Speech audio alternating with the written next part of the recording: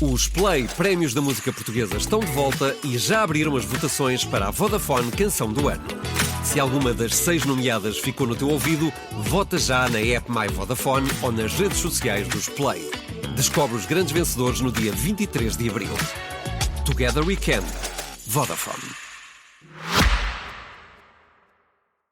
Para comentarmos agora no Antes pelo Contrário, com o Pedro Delgado Alves e com o José Eduardo Martins. Boa noite aos dois.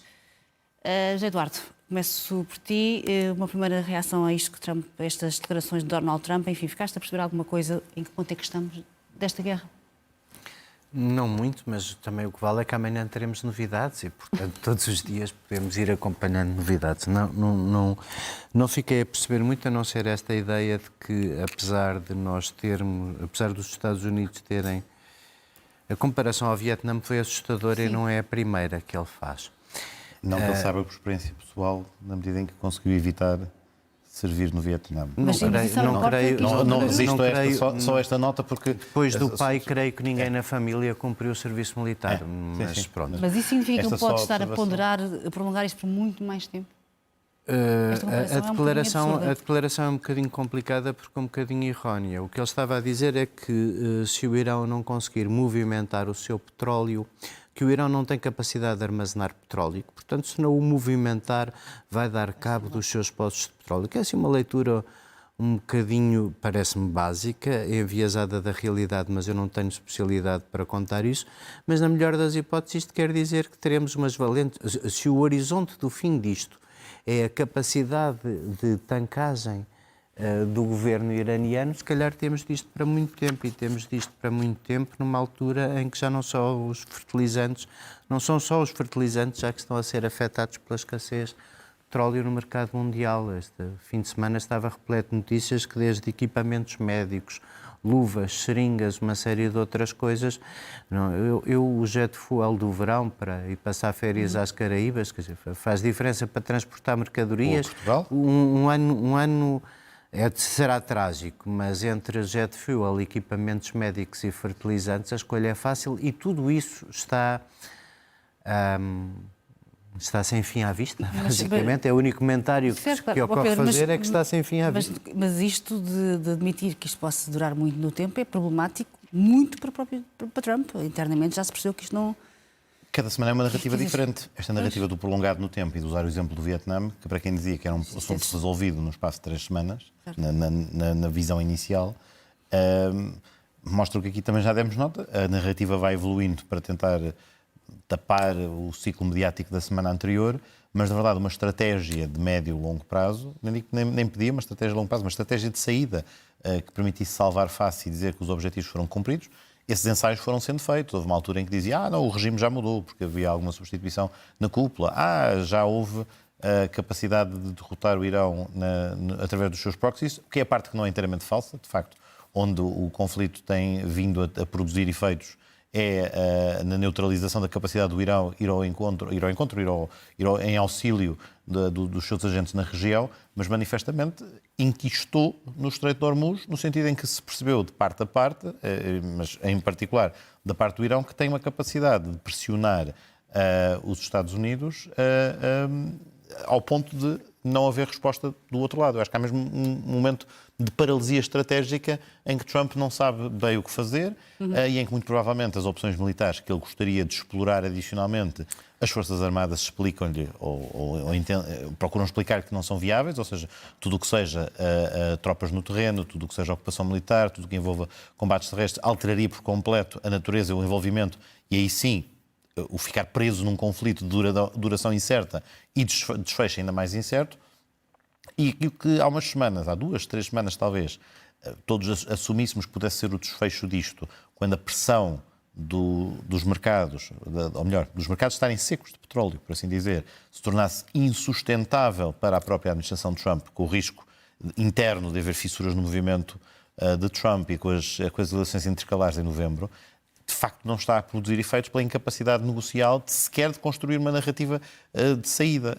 Eu já aqui disse isto, acho que vai hoje a 3ª vez. Estamos a viver com tempo contado, ou seja, os impactos da falta de petróleo ainda não se começaram verdadeiramente a sentir, porque a maior parte dos Estados estão a trabalhar com as reservas que tinham, que acabarão. Obviamente, a capacidade de reorientar os seus fornecedores noutros locais demora e, obviamente, cada dia que passa em que não só não parece estarmos mais próximos do final do conflito, como por estas declarações de há instantes, parece até que estamos mais distantes ou que tudo está em aberto. Pedro, mas eu perguntava-se depois destas declarações, ficaste ainda mais preocupado.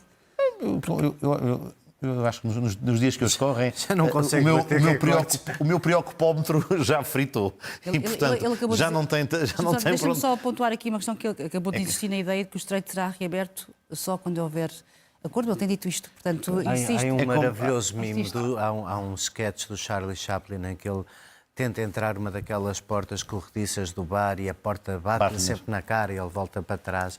E o mimo é Trump a abrir o Estreito de Hormuz. Pelo menos dá para rir um bocadinho.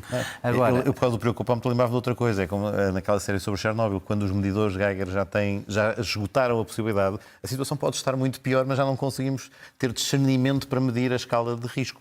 Eu acho que, obviamente, cada dia que passa estou mais preocupado, porque cada dia... Deixa-me só acrescentar também mais uma informação. Coisa. Peço desculpa, estou a conta-gotas, mas é o que ele está neste momento a dizer, que nunca usaria uma arma nuclear contra o Irão e que acha que armas nucleares não são para ser usadas nunca. Olha, bem, estamos mais descansados. Isso é para responder àquela especulação de que ele teria sido confrontado numa reunião acesa com o chefe de Estado-Maior.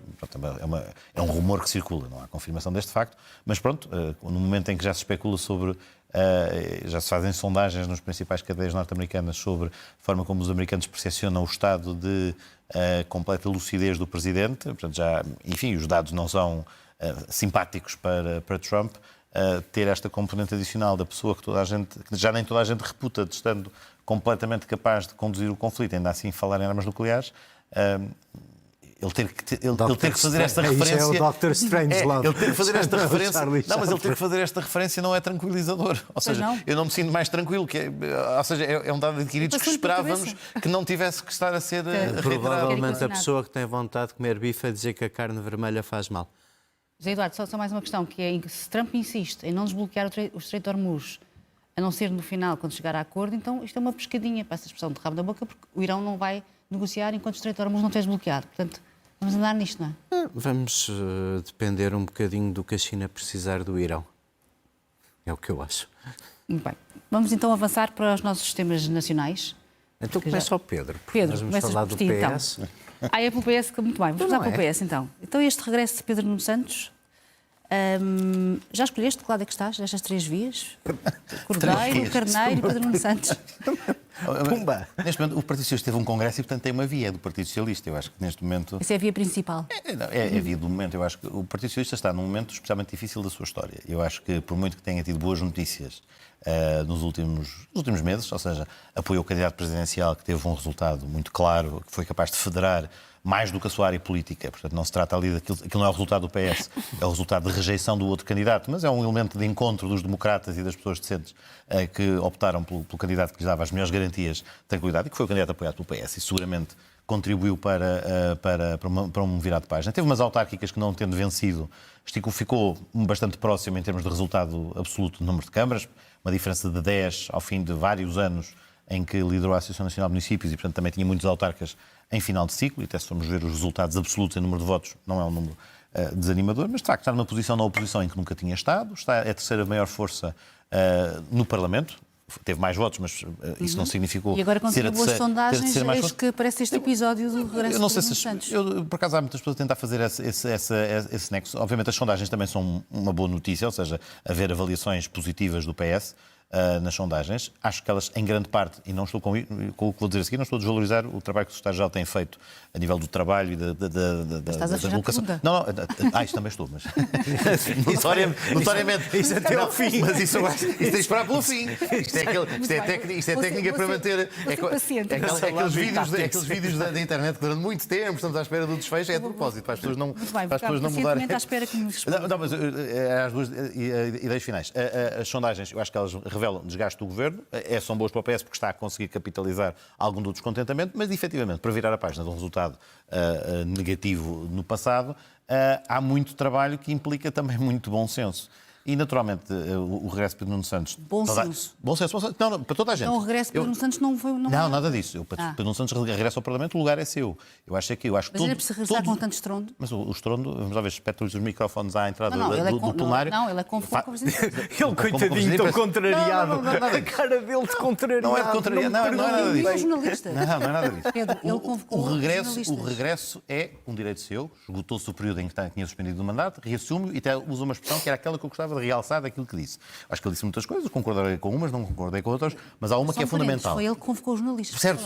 Pronto, Ele não foi apanhado ali na esquina. não estou a dizer que... mas os jornalistas também sabiam que ele ia entrar ali, portanto, ele convocar ou não convocar, seguramente ia ser bombardeado com perguntas no seu regresso, até por causa da especulação que se avolumou nestes primeiros dias iniciais. Mas do que ele destacou daquele dia, que eu acho que devia valer para toda a gente, e quando eu referi ao bom senso, é um bom senso generalizado. Às vezes é difícil controlar a voragem de responder aquele disse aquilo, agora vou ter que comentar acolá, e portanto também o meu sapateado neste número de circense que estou aqui a fazer, também é a ideia de não contribuir adicionalmente com o ruído desnecessário no momento difícil. Mas há uma palavra, eu queria citar o Pedro, uma coisa que ele disse, que é: todos neste momento fazem falta ao Partido Socialista para ultrapassar o momento difícil. A única frase... É que eu destaco porque é mais importante, porque eu acho que é esta transversalmente... Candidata à Miss Universo. Não é candidata à Miss Universo, acho que as pessoas podem fazer um exercício de escolher a forma como querem intervir politicamente. Eu acho que é perfeitamente legítimo, por exemplo, que o Duarte Cordeiro não tenha escolhido não estar nos órgãos nacionais num determinado momento. Acho que também não é preciso impolar excessivamente o facto de não estar. Assim como não tem que se reagir a tudo isto. Portanto, eu acho é que há locais para as pessoas poderem desabafar e poderem fazer, se quisermos... Isto não é propriamente terapia de grupo do Partido Socialista, mas... Não é isso. As pessoas seguramente... As pessoas não têm que concordar em tudo. Eu não tenho esta obrigação diplomaciana. O José Eduardo já fará de bulldozer. Só queria concluir. Eu acho que massacrado. As pessoas não... Todos temos de fazer um esforço adicional nos momentos em que os partidos passam pelas fases mais difíceis. Passar pela oposição não é necessariamente o fim do mundo. Até é importante e rejuvenescedor para os partidos também fazer esse... Não, o PSD foi se habituando e regressou às funções. Portanto, faz parte da alternância. Mas eu acho que é complicado, não é? Comentar deve haver o foco. O foco principal deve ser onde é que eu posso ajudar o momento em que o partido atravessa. E, portanto, dessa perspectiva, eu acho que o tal bom senso é o mesmo... Eu não sou muito velho, nem tenho pretensões de aconselhamentos senatoriais, mas eu acho que a contenção de toda a gente e o bom senso na forma como escolhemos os temas, que neste momento seria o outro que vamos falar daqui um bocadinho, a legislação laboral, a situação do SNS... Não, já lá vamos, mas... O foco para garantir a melhor qualidade de vida aos portugueses passa mais por aí do que as especulações naturais com um partido que está na oposição. E o Zé Eduardo, que tem seguramente vários pós-doutoramentos em ter passado muitos anos na oposição, saberá explicar isto melhor do que qualquer um. E, portanto, sabe bem o que é ser... Eu estou na oposição desde que nasci, caramba. Eu mesmo, quando estava dentro do partido... Até no governo? Até no governo eu era da oposição. Então, eu não tenho... Vamos lá ver. Registro... Foi um azar para José Luís Carneiro aparecer agora este Pedro Nuno Santos, este regresso, tipo franco-atirador? Não. Não tenho a certeza disso. Não? Acho que... Bom, em primeiro lugar, há atividade no PS, isso é importante, e já não dávamos por ela. Eu não estou tanto como ao Pedro dizer que, basicamente, as sondagens são de mérito do governo, mas não se dava por atividade. Aliás, há uma espécie de regresso da esquerda, não é? Kamala Harris, Pedro Nuno Santos, o Chicão, o Sócrates espanhol, é quase o Francisco Rodrigues dos Santos, aquele senhor que era presidente do CDS, que agora é comentador de reality shows e que se descobriu de esquerda. Nós temos... Reality shows? Sim, eu vi-o a comentar um reality show esta semana. François Hollande, que também está a ensaiar um regresso. Estava aqui a acrescentar o François Hollande, que está... O François Hollande, o Lula, que ainda faz outro mandato. É toda uma nova internacional. Infelizmente, não há votos para isso. Há aqui duas coisas que sobressaem no que aconteceu esta semana. A circunstância pessoal de Pedro Nuno Santos. Vamos, como diz o meu amigo Francisco Mendes da Silva, que se senta aqui à terça-feira, eu sou conservador, tendo menos a olhar para os grandes pêndulos da história e ver mais a circunstância concreta das pessoas. Pedro Nuno Santos fazia parte de um grupo de 3 ou 4 pessoas que iam ser o futuro do PS. Quando chegou à frente do futuro do PS, nada podia ter corrido pior e a experiência foi muito curta. E isso magoa Pedro Nuno Santos, que é uma pessoa que não tem outra vida além da política e tem direito a isso. Vamos lá ver, desde que o partido queira e as pessoas queiram. Eu conheço imensa gente mais velha do que eu que nunca fez outra coisa na vida a não ser sair das Jotas, andar pelos partidos e nunca foi fazer outra coisa no setor privado. Pedro Nuno Santos parece que ia, mas parece que voltou e como estavam a passar os 6 meses, era agora ou não era. Depois a outra coisa que parece parece, pelo caminho, é que Pedro Nuno Santos, quando saiu mal, perdeu as tropas, porque, na verdade, vem chamar ao seu eterno número 2, conclusão de todos vós, que eu já agora não o vi nomear. Mas não vejo nomear, mas estas coisas não acontecem por acaso. Se ele quisesse desmentir que era o Eduardo Cordeiro que se referia quando lhe chamou taticista, já nós tínhamos tido todos o desmentido e, portanto, não interessa se mandou dizer, se quis dizer de outra maneira, referia-se a Eduardo Cordeiro. E, portanto, basicamente, isto é um regresso marcado por uma circunstância pessoal e mais nada. Não creio que tenha grande efeito em José Luís Carneiro, porque a pergunta que faz Ana tem uma dimensão política que é esta. Pedro Nuno continua para vir, no fundo é o que diz na declaração, que é um social-democrata de esquerda e que não acredita em alinhamentos ao centro. Pois, extraordinário. O problema é que ele neste momento é o mais à esquerda que há, porque como a geringonça e os partidos que a compuseram se decidiram nestes últimos 10 anos a ser protagonistas de uma mudança do espectro político que levou esses votos todos quase para a extrema-direita, nós basicamente hoje, Pedro Nuno Santos não tem caminho. A sua estratégia política é uma estratégia de ir contra a parede. Ele não tem com quem se coligar. E, portanto, se a questão no Partido Socialista se colocar entre quem se coloca mais à esquerda e quem sonha com uma nova geringonça, nem vale a pena fazer essa conversa, porque não há votos para uma nova geringonça em lado nenhum e o Bloco e o PCP não vão recuperar, como nós intuímos, sabemos e percebemos do que foi a erosão destes anos todos seguidos, não é? Não tem pelo menos o mérito de retirar aqui algum gás a André Ventura? Pelo menos veio agitar as águas e veio... Eu julgo ter percebido isso. Eu às vezes ouço aquela tonitruância de Pedro Nuno e eu, por acaso, o paralelo mais rápido que estabeleço nem é com a arrogância do Sócrates, é mesmo com algumas das coisas a André Ventura, aquele ar de que, se falarmos grosso, basicamente estamos mais preparados para mandar nisto.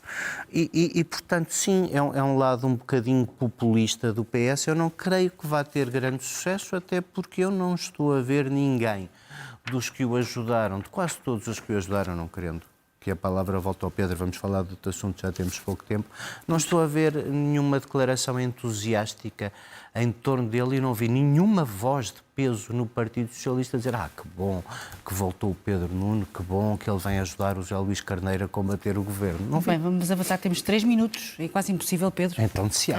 1 minuto e meio cada um sobre o pacote laboral. A ministra que basicamente hoje passou a bola ao GT. Eu acho que a ministra tem andado sentada em cima da bola e agora lembrou-se que a única forma é tirá-la com força em cima do GT. É um bocadinho jogar ao mata, não é propriamente ter passado a bola de forma elegante. Eu acho que... Também acho que é jogar ao mata. A diferença eu nisso estou de acordo. A diferença é que eu não acho mal. Portanto, vamos lá ver. Calvin Ball. Por unanimidade, na Calvin Ball também é um bocadinho isto. Vai-se mudando as regras enquanto se joga e, de facto, o governo prova mais uma vez que não sabe negociar. Não conseguiu explicar porquê e para que a reforma que precisa. Hoje conseguiu que o GT debrasse por unanimidade e na unanimidade inclui também os TSDs, que portanto também recusaram a proposta de que havia uma... portanto, não é verdade, não é? Desde logo tem a CGTP de fora. É curioso, depois a ministra vem dizer mas o GT é só representativa de 13% dos trabalhadores. Pronto, desde logo, porque a outra central sindical que representa mais nem sequer a considerou e nem sequer a colocou em cima da mesa. Naquela onde eventualmente poderia ter um caminho para negociar alguma coisa, para aprovar qualquer coisa, obviamente desbaratou esse caminho todo desde o início com uma proposta bastante recuada. Em relação aos pontos principais, continua sem ceder, já aqui vimos, contratos de trabalho a ter mais longos, banco de horas individuais, reintegração depois do despedimento, redução da capacidade de atividade sindical e o Governo tem depois a evidência, todos os estudos de opinião recentes mostram-no, que os portugueses percepcionam esta reforma laboral como ela verdadeiramente tem sido também descrita pelo UGT, algo que prejudica os trabalhadores e que só favorece um lado e as pessoas não aderem a esta ideia. Eduardo, 1 minuto e meio. Minuto e meio. Então, eu também acho que a ministra está a jogar ao mata, mas eu fico contente com isso, porque eu estou farto de gente que engonha e gosto de quem chuta a baliza.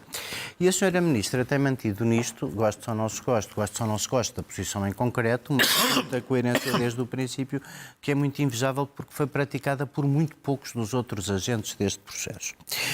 O que eu acho que nós vamos precisar de fazer no fim, depois da quantidade de coisas que ao longo destas 200 horas de reunião a UGT pôs em cima da mesa e foram aceitos, que eu acho que nós vamos ter que ver no fim, por um lado, é assim, eu estou muito curioso, porque eu já vi, eu tenho procurado, não temos tempo agora aqui para isso, mas eu tenho procurado ver norma a norma da proposta de alteração e quando isto voltar à Assembleia da República vai ser discutido na especialidade, o que é que tem estas malfeitorias que o Pedro identifica e o que é que exatamente a UGT rejeitou. Mas gostava de dizer que não preciso dizer muito mais coisa porque eu não ouvi aqui, ouvi depois no aparelhómetro, mas ouvi o Carlos Guimarães Pinto, comentador da SIC, dizer aqui duas coisas muito importantes. Em primeiro lugar, é de que a verdadeira representação da sociedade está na Assembleia da República e que, infelizmente, há muito tempo as centrais sindicais representam uma percentagem pequena dos trabalhadores, que no limite os partidos os representam mais e que aquilo é a tradução fiel do que ali está. A segunda, que é uma ideia que é preciso ultrapassar neste maniqueísmo populista, é de que a flexibilidade é má para os trabalhadores. Eu conheço muitos trabalhadores que, quer em relação a banco de horas, quer em relação às outras coisas, estão ansiosos para que a flexibilidade lhes permita ser, por exemplo, um alívio na sazonalidade. Muito bem. Muito obrigada aos dois e pelo poder de síntese final e boa noite.